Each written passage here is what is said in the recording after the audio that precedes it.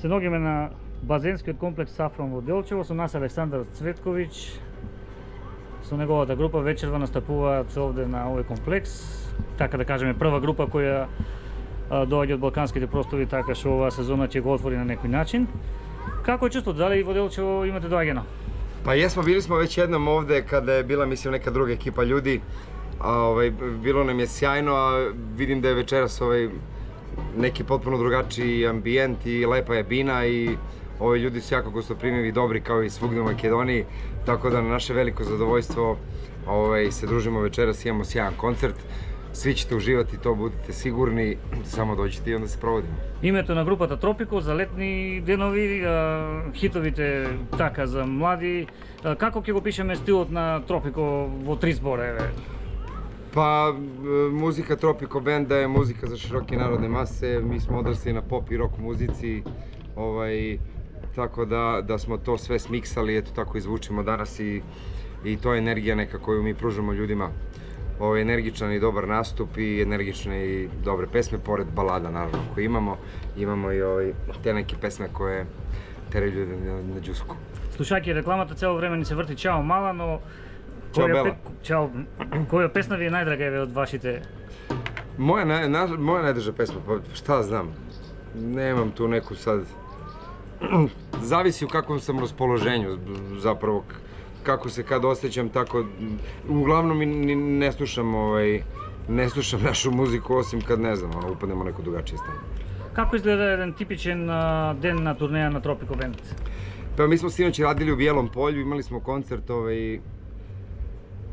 ispred jednog velikog tržnog centra, radili smo negde do, čini mi se, 11 sati, odmah smo otišli na spavanje, ustali smo rano ujutru, ja boga mi u 5, pošto svako jutro ustajem rano, sačekao sam izlazak sunca, doručkovao i krenuo na put.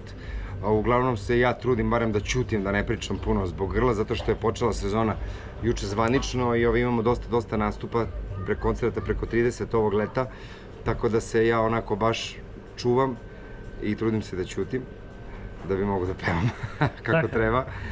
Ali u suštini smo na točkovima, zdravo se hranimo i dobro se družimo s ljudima.